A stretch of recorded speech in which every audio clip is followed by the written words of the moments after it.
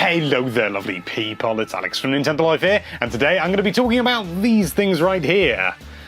ARMS. Now, I've been hearing an awful lot of people saying that ARMS isn't going to be very good. It's basically just Wii Sports Boxing. It's just Punch-Out. It's this, it's that. It's not going to be very good, and I'm here to put a stop to all that, because I think it's going to be pretty lovely. Now, if you don't know what ARMS is a multiplayer and a single-player fighting game from a third-person perspective that uses motion controls. Yes, it uses motion controls, but to be honest with you, I have played ARMS and I was really impressed with what I saw, and I'm not a very big advocate for motion controls. I mean, on the whole, I think they're fine, but when it comes to a fighting game or something like that, they're kind of, you know, a bit pointless. But I found myself really enjoying ARMS, and I think it just came down to the fact that the motion controls have come so far since just the days of Wii Sports Boxing and things like that. To even move left and right, you've got to move the controllers left and right like that and tilt them in unison. You can't just do one or the other, and you can't jolt them, otherwise you'll do a punch and things like that. It really is very refined, you know, it's not just relying on, say, a control stick to move around and then wham, you do that to punch, although that is what you do to punch. But besides the motion controls, there's also so much more going on underneath everything else. If you look at it just from the surface, you think, yeah, basically you move around left and right and you go wham, and that's how you punch. But there's so much more going on. For example, one of the things you can do is you can block attacks. Now, I'm not suggesting this is going to be something to write home about, but it is a big deal when it comes to these sort of fighting games.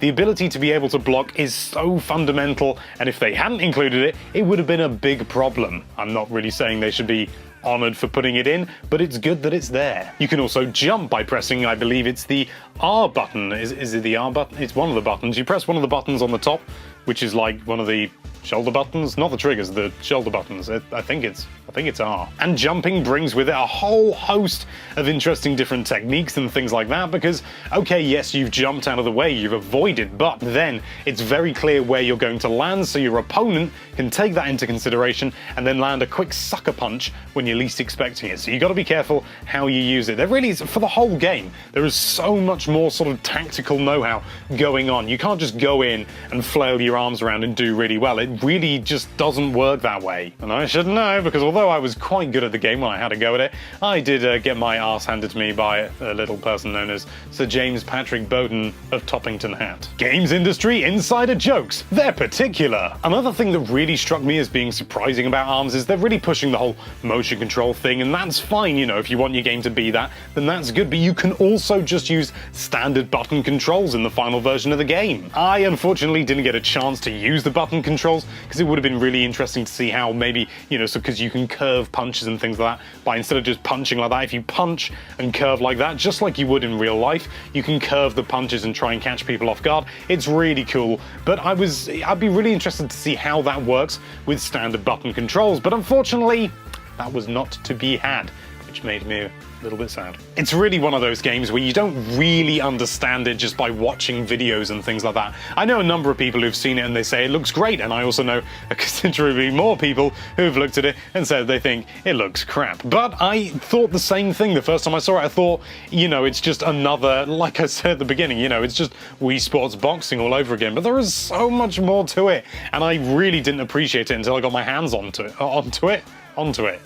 When I first stood there and I got the controllers and I thought to myself, yeah, just punchy, but then the attendee said, okay, now you select your character like this, you hold the controllers like this, and you do this and you do that, and now you need to select your different fists, because you have to select a different fist for both hands. I mean, you don't have to, but you've got a selection of 3 different fists that you can use, and I don't know how many there are total, but I think in the demo maybe there were about 8, 7 different fists, don't quote me on that. But they have all sorts of different abilities, you know, sort of, you got the standard punch, and you got things that are like boomerangs, and you got things that are like spiky triple missile things that shoot forward and things like that, and you've got big fists. Now they really are a massive pain in the ass. They're really slow, but they're very powerful. Pretty much what you'd expect a big fist to do, really. But anyway, I'm getting off the point, because the point I'm trying to make is that ARMS really has got so much more going on for it than I think a lot of people understand, and to the point where it has even been nominated to be a proper esport in the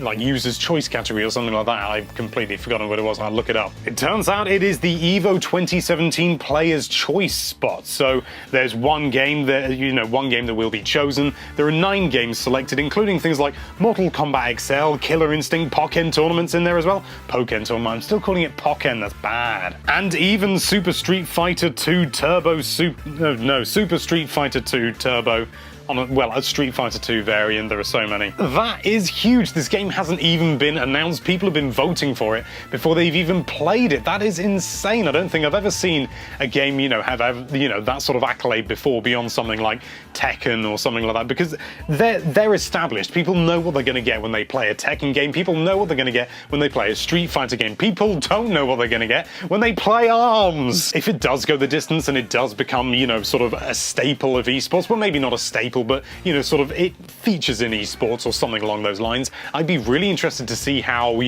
people using the button controls would go up against people with the motion controls.